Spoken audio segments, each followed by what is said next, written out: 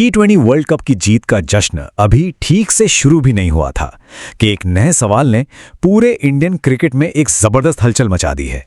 सवाल बड़ा सीधा सा है, लेकिन इसका जवाब उतना ही मुश्किल। टीम इंडिया का अगला T20 कप्तान कौन होगा?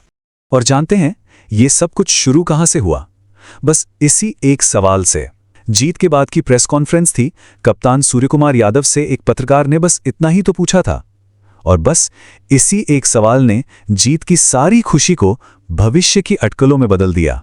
मतलब ये वो मोमेंट था जब सबका ध्यान जश्न से हटकर टीम की आगे की स्ट्रैटेजी पर चला गया। क्या हमारे मौजूदा कप्तान ही आगे कमान संभालेंगे या फिर एक नए दौर की शुरुआत होने वाली है? ठीक है, तो चलिए इस पूरे मामले को जरा गहराई से समझते हैं।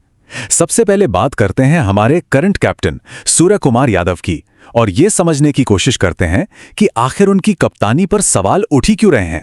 तो देखिए, स्काई का जवाब तो बड़ा जबरदस्त था। उन्होंने बिना एक पल सोचे कहा कि उनका अगला टारगेट है 2028 का ओलंपिक और वर्ल्ड कप जीतना। पर इस बड़े एम्बिशन के सामने दो बड़ी असलियत खड़ी हैं। पहली उनकी उम्र, वो ऑलरेडी 35 के हो चुके हैं, और दूसरी जो शायद सबसे बड़ी चिंता है वो है पिछले 2 साल से उनकी खुद की फॉर्म। और देखिए, अंदर से जो खबरें आ रही हैं ना, वो तो यही कह रहे हैं कि शायद बदलाव का फैसला लगभग हो चुका है। बहुत ज्यादा चांस है कि सूर्यकुमार यादव एक बैट्समैन के तौर पर टीम का हिस्सा तो बने रहेंगे, लेकिन कैप्टनसी की जिम्मेदारी किसी और को दी जा सकती है। और बस यहीं से ये पूरी कहानी और भी ज्यादा दिलचस्प हो जाती है। अगर एसके कप्तान नहीं रहते तो फिर उनकी जगह लेने के लिए कौन कौन से बड़े नाम इस रेस में शामिल हैं? चलिए पहले उम्मीदवार की तरफ चलते हैं, और ये वो नाम है जो शायद इस वक्त फैंस की पहली पसंद है, संजू सैमसन। संजू की कहानी को ना सच में गॉड्स प्लान ही कहा जा सकता है। जरा सोचिए, जो खिलाड़ी वर्ल्ड कप शुरू होने से ठीक पहले प्लेइंग 11 में भी अपनी जगह नहीं बना पा रहा था, वही टूर्नामेंट खत्म होते होते प्लेयर ऑफ द टूर्नामेंट बन गया। मतलब क्या कमाल का कमबैक है। तो सवाल यह है कि संजू इतने मजबूत दावेदार क्यों हैं? देखिए, सबसे पहली बात, उनकी फैन फॉलोइंग जबरदस्त है। सालों से जस्टिस फॉर संजू ट्रेंड करता रहा है। दूसरा, उनको आईपीएल में कैप्टेंसी का अच्छा खासा एक्सपीरियंस है, और उनकी बैटिंग वो तो बताती ही है कि वो एक निडर लीडर हैं जो बड़े मैच में परफॉर्म करना जानते हैं। चलिए अब दूसरे उम्मीदवार पर नजर डालते हैं, शुभमन गिल। और इन्हें देखा जा रहा है बीसीसीआई के एक लॉन्ग टर्म प्रोजेक्ट के तौर पर। रिपोर्ट्स की माने तो बीसीसीआई गिल में सिर्फ एक खिलाड़ी नहीं देख रही, बल्कि टीम का भविष्य का चेहरा देख रही है। प्लान यह है कि उन्हें ऑल फॉर्मेट कप्तान के तौर पर ग्रूम किया जाए, जिनकी फेस वैल्यू विराट कोहली जैसी हो। लेकिन गिल की दावेदारी में एक बहुत बड़ा पेच है। एक तरफ है बीसीसीआई का पूरा सपोर्ट और भविष्य का प्लान, तो दूसरी तरफ हकीकत यह है कि T20 उनका सबसे स्ट्रांग फॉर्मेट है ही नहीं।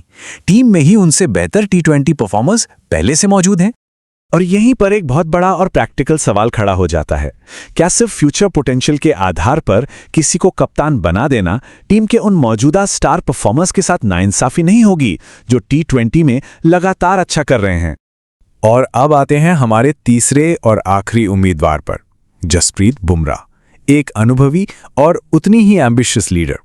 देखिए, बुमराह ने ये बात कभी छुपाई नहीं है कि वो टीम को लीड करना चाहते हैं, बल्कि असल में तो रोहित शर्मा के बाद उन्हें टेस्ट कप्तान बनाने पर भी सीरियस डिस्कशन हुआ था, तो उनकी दावेदारी बहुत मजबूत है। लेकिन बुमराह के साथ जो सबसे बड़ा चैलेंज है वो है वर्कलोड मैनेजमेंट। टेस्ट में 5-5 मैचों की लंबी सीरीज होती है, तो वहां कैप्टनसी मैनेज करना मुश्किल है। T20 में जहां उन्हें सिर्फ 4 ओवर डालने हैं, ये पॉसिबल लगता है। पर प्रॉब्लम यह है कि अगला main focus ODI world cup पर होगा, और उसके लिए शायद उन्हें T20 से ब्रेक लेने की जरूरत पड़ सकती है। अब एक और थ्योरी ये भी चल रही है कि क्यों ना सूर्यकुमार यादव को 2027 वर्ल्ड कप तक कप्तान बनाए रखा जाए, और उसके बाद ये जिम्मेदारी जसप्रीत बुमराह को दी जाए। इससे उनके वर्कलोड को बेहतर तरीके से मैनेज किया जा सकेगा। तो घूम फिरकर हम वापस उसी सवाल पर आ गए हैं। इंडियन क्रिकेट के सामने अब 3 बिल्कुल अलग अलग रास्ते हैं, और हर रास्ते का चेहरा भी अलग है। तो बेसिकली फैसला इन 3 रास्तों में से एक को चुनने का है। पहला, संजू सैमसन, जो जबरदस्त फॉर्म में है और जनता की पसंद है। दूसरा, शुभमन गिल, जो बोर्ड का फ्यूचर प्लान है। और तीसरा, जसप्रीत बुमराह, जो एक एक्सपीरियंस्ड और साबित हो चुके लीडर हैं। आखिर में यह फैसला सिर्फ एक कप्तान चुनने का नहीं है, ये टीम की दिशा तय करने का फैसला है। क्या टीम मौजूदा फॉर्म को चुनेगी, भविष्य में इन्वेस्ट करेगी या फिर अनुभव पर भरोसा करेगी? इसका जवाब जो भी हो, वो इंडियन T20 क्रिकेट का अगला चैप्टर लिखेगा।